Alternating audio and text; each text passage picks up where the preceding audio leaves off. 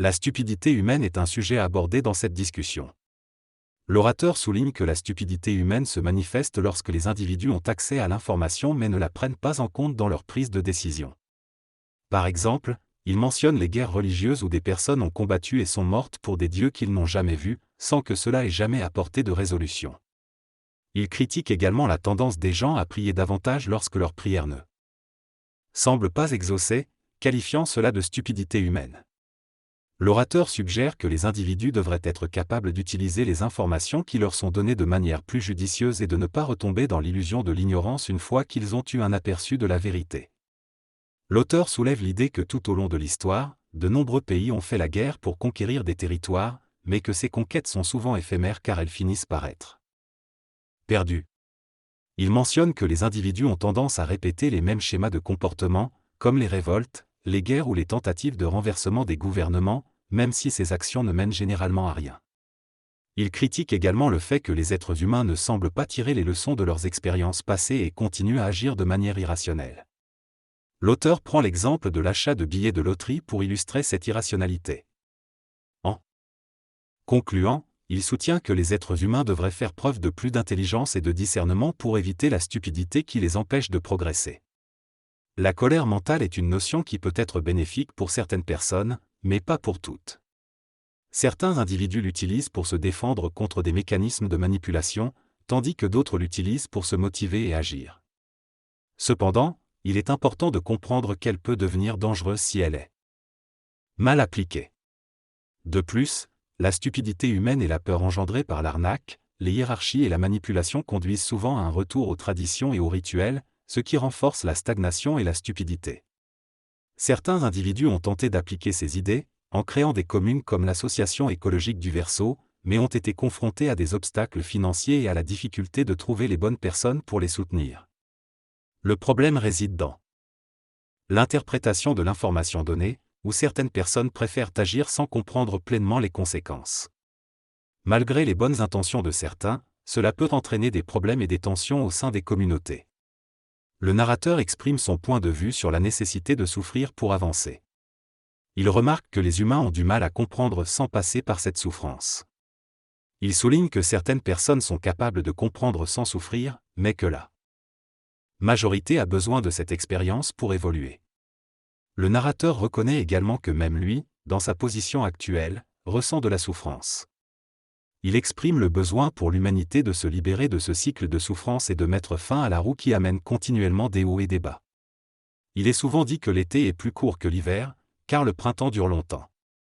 On peut se sentir déprimé à un moment donné, pensant que l'hiver dure 9 mois alors qu'en réalité il ne dure que 3 mois.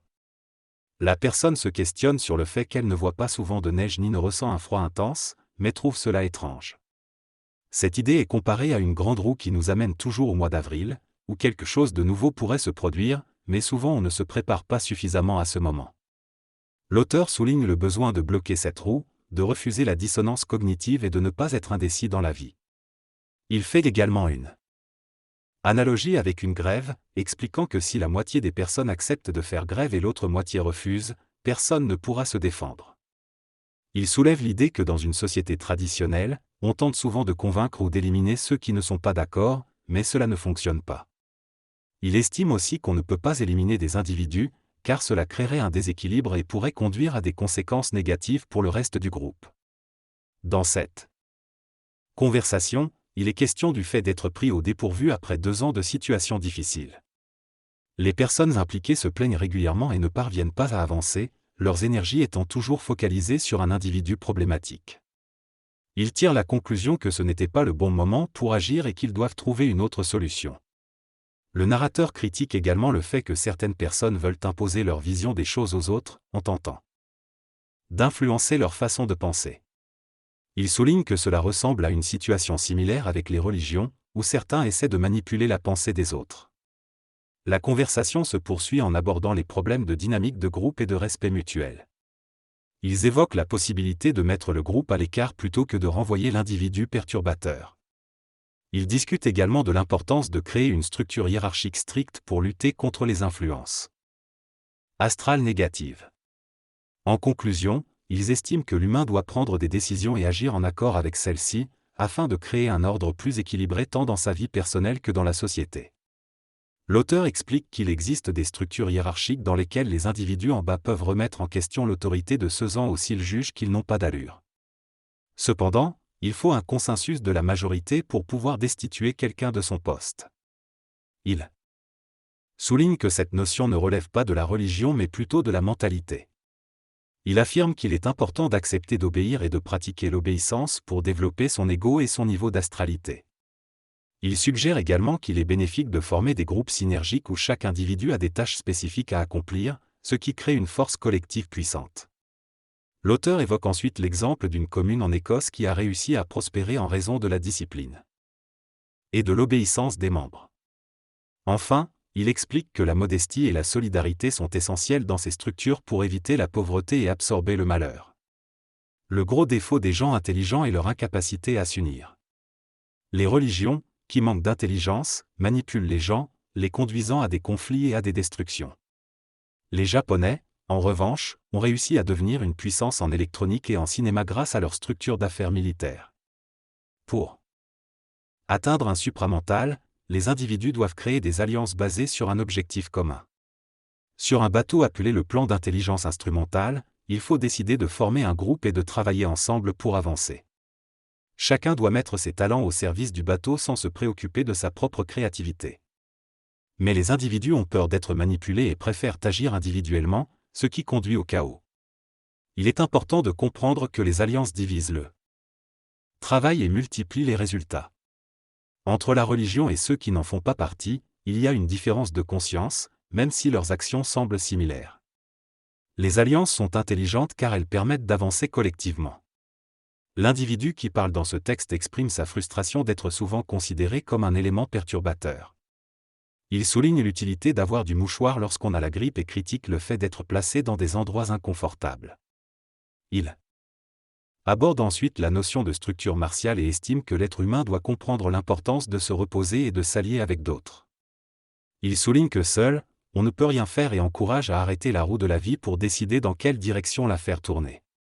Il exprime également que le début d'un projet demande plus d'efforts que par la suite, fait référence à l'inertie présente dans différents aspects de la vie, comme dans l'astral, l'argent et le matériel, et réitère l'importance de donner plus que ce que l'on reçoit au départ.